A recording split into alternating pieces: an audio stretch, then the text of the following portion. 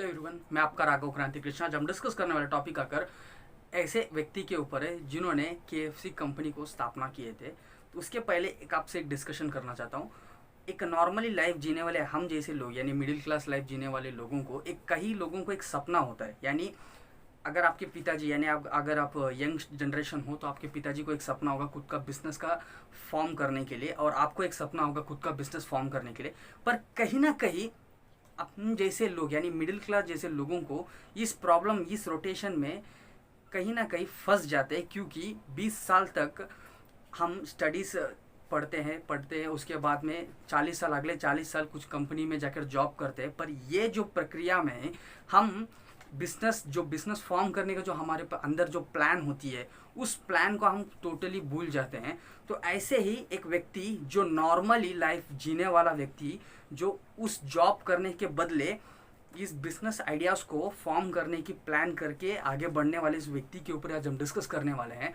जी हाँ, colonial Sanders नाम के जो केएफसी कंपनी के संस्थापक के ऊपर आज हम डिस्कस करने वाले हैं। चलिए टॉपिक के अंदर चलते हैं। टॉपिक के अंदर जाने के पहले जिन्होंने अपने इस चैनल को सब्सक्राइब नहीं किया वो जरूर सब्सक्राइब करिए और साथ ही साथ बेल आइकन बटन प्रेस कर लीजिए। चलिए टॉपिक के अंदर चलते हैं। उनके 7 साल की उम्र में उनके पिताजी का डेथ हो जाती है और उसके बाद 12 साल की उम्र में उनका मम्मी का रीमैरिज होती है। तो इस मैरिज के बाद में उनके ऊपर एक बहुत ही बड़ा झटका मिलता है। तो कुछ दिनों के अंदर ही उनके पिताजी यानी उनके स्टेप फादर के एक बहुत ही एक कुत्ते जैसा उनके साथ बर्ताव करते थे। तो इसके लिए वो घर छोड़कर बाहर आ जाते।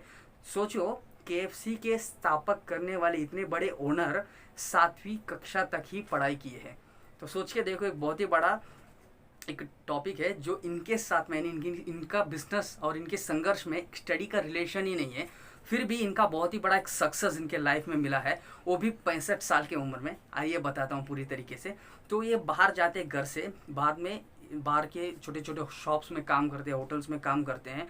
तो कहीं इनको सक्सेस नहीं मिलता है, फिर भी जाके यूएस के अंदर यानी यूएसए के अंदर यानी 1890 के पीरियड्स में यूनाइटेड स्टेट ऑफ अमेरिका के आर्मी में ज्वाइन होते हैं। यानी इनका जन्म 1890 में होता है और 19th सेंचुरी में 1901 1902 के उस पीरियड्स में ये घर से बाहर आते हैं। बाहर आने के बाद में एक बहुत ही बड़ा एक सेना का नियुक्त होता है, क्योंकि उस टाइम पे वर्ल्ड वॉर 1 2 उस टाइम एक वर्ल्ड का सिचुएशन ठीक नहीं था। तो सेना का नियुक्ति में ये जाकर खड़ा हो जाते हैं, पर अंडर एज में रहते हैं। पर स्टार्टिंग में अमेरिका के जो सोल्जर्स नियुक्ति में जो लोग रहते हैं इनको ठीक तरीके से पहचान नहीं पाते। उसके बाद पहचानने के बाद बाहर निकाल देते हैं इनको। तो कई जगहों में इनको यानी इनके 18 साल की उम्र में के अंदर ही लगभग 4 जॉब्स में ये जाके ज्वाइन होते हैं और चारों जॉब्स में से इनको बाहर निकाल देते हैं। तो ये बात हम समझ सकते हैं कि एक अनसक्सेसफुल पर्सन है, तो इनके अनसक्सेसफुल पर्सनालिटी को लेकर ही ये एक सक्सेसफुल पर्सन कैसे बने। तो इस चीज़ में से बाहर आते, जैसे बाहर आते तो कुछ दिनों के अंदर इनका एक लड़की के साथ लव हो जाता है। उसके बाद ये प्यार करते, शादी करते। 19 साल की उम्र में नहीं 18 साल के अंदर एक लड़के का शादी होना कोई भी देश के जनता यानी उनके सिटीजन्स के लिए ठीक नहीं है, क्योंकि अभी हम देखेंगे तो एक नॉर्मल 18 साल की उम्र के लड़का एक यानी सेटल्ड नहीं रहता है। तो ऐसा लड़का का शादी होकर 19 साल के अंदर ही उसका एक बच्चा होगा तो कैसा रहेगा, आप सोच कर देखिए। तो ऐसे सिचुएशन के अंदर इनको उस टाइम पे तक यानी 19 साल के उस टाइम भी इनका एक स्टेबल जॉब या बिजनेस नहीं था। तो उतना जल्दी एक छोटा मोटा झगड़े के अंदर इनका वाइफ घर छोड़ कर चली जाती है उनके घर पे यानी उनके मम्मी पापा के घर पे। तो 22 साल की उम्र में ये जाकर बच्चे को अडॉप्ट करने यानी चोरी करने की कोशिश करता है। तो उतना जल्दी पकड़ाई भी जाते हैं और उधर दो चार गालियाँ सुनते वापस आते हैं। तो वापस जाते हैं, समझाते हैं वाइफ को, वापस घर पे लेकर आते। तो ये संघर्ष में पूरी तरीके से छोटा मोटा काम यानी उनके 7 साल की उम्र में उनके पिताजी के डेथ के बाद उनके माँ ने जो घर के अंदर की जो साफ सफाई की सिखाई होगी या किचन के अंदर की जो काम सिखाई, उसी काम को यानी ज़्यादा करके नॉलेज लेकर ही इन्होंने पूरे लाइफ में जो भी काम मिला है वैसी उस बेसिस के अंदर ही काम को ही कर पूरी तरीके से उनके लाइफ ख़त्म किए थे। पर आखिरी में जाकर इनको 60 साल की उम्र में ऐसा उनके एक मन में लगता है कि नहीं, अभी जॉब नहीं करना है, अभी बिजनेस करना है, ऐसा उनको मन में लगकर उन्होंने एक हाईवे साइड पे, हम होटल नहीं कह सकते, दाबा कह सकते समझो, तो एक छोटा सा दाबा खोलते हैं। तो उस साइड से जो भी कार्स वगैरह जाती है तो सब लोग उधर रुक कर इनके रेस्टोरेंट में आते हैं, खाना वगैरह खाकर जाते हैं, तो बिजनेस अच्छी तरीके से चलती है। पर उस टाइम पे उस साइड से दूसरा रोड कंस्ट्रक्शन होने के कारण वो रोड के अंदर से ट्रैफिक कम हो जाती है, तो इसके कारण इनका बिजनेस वापस ठप हो जाती है। पर ये रुके नहीं, यानी 60 साल की उम्र में भी ये रुके नहीं, इन्होंने वापस जाते हैं।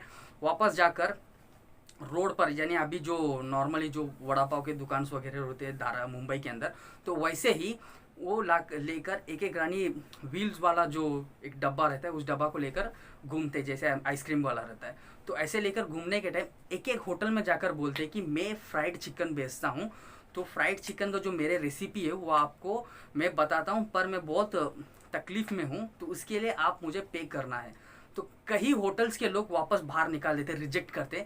तो उस टाइम के लगभग 1008 होटल्स इनको रिजेक्ट करता है। तो उसके बाद 1009वां होटल जो होता है, उन लोग बोलते हैं कि रेसिपी लेते हैं और बोलते हैं हम लोग ट्राई करके देखेंगे, और उस ट्राई के एक सफलता ही KFC बोल सकते हैं। तो आप KFC का फुल फॉर्म नहीं जानते कई लोग ने, केंट्रेक फ्राइड चिकन। तो ये केंट्रेक जो है ना, वो केंट्रेक इनका सिटी यानी इनका जो गांव था उसका नाम है, तो इनका नाम से ही ये मशहूर हुआ, ऐसा हम कह सकते हैं। तो उस होटल वालों ने इस चिकन को बेचकर बहुत ही बड़ा प्रॉफिट आ रहा था, तो उन्होंने फ्रेंचाइज देने लग गए, ब्रांचेस खोलने लगे कई जगहों में। तो उसके बाद इनको ये बात पता चला कि बहुत ही बड़ा इनका कंपनी डेवलप हो रहा है। तो 65 साल की उम्र के अंदर उन लोग, यानी 65 साल की उम्र में ही इन्होंने एक बहुत ही बड़ा सक्सेस अपनाया। पर उस टाइम के एज लिमिट में ये सक्सेस उनको बड़ा मेहनत यानी तकलीफ लगता रहेगा, क्या, क्योंकि इन लोग कंटिन्यूटली जो बिजनेस को कंट्रोल नहीं कर सकते। तो उस टाइम पे 2 मिलियन रुपीस में इस कंपनी को बेच दिए, पर उन्होंने एक ही एक शर्त में बेच दिए कि इस कंपनी की जो लोगो है उस लोगो के अंदर मेरा ही फेस होना चाहिए और किसी का फेस नहीं होना चाहिए, ऐसा बोलकर बेच देते। क्योंकि जो यमी कंपनी ने खरीदा था, यानी उस टाइम पे उन्होंने पे करके परचेज कर लिया, जो भी उनका एक फ्रेंचाइजी का कंपनी के टोटल वैल्यू रहती है उस वैल्यू को पे कर कर खरीद लिए थे। तो उस टाइम पे इनका जो पूरे अमेरिका में एक सक्सेसफुल पर्सन के तौर से माना गया था। तो ऐसे एक सक्सेसफुल पर्सन की लाइफ में से हमें एक चीज़ समझने के लिए कोशिश करना चाहिए कि लाइफ में कितना भी तकलीफ़ें उठाए, पर हमारे जो सपना होती है, जो हमारे जो बिजनेस की जो प्लान्स होती है, जो आपका पर्सनल होगा, तो उस पर्सनल चीज़ को कभी भूलना नहीं चाहिए, उसे ज़रूर ध्यान देना चाहिए। और कभी भी अपने को जब भी एक चांस मिलता है, उस चांस को बरोबर यूज़ करके जो आपका लाइफ में एक एक सपना होगा, उस सपने को कोशिश करके देखना चाहिए। सक्सेस के लिए फुल एफर्ट रखोगे करके मैं जानता हूँ। Until then bye, your Raghav Kranti Krishna.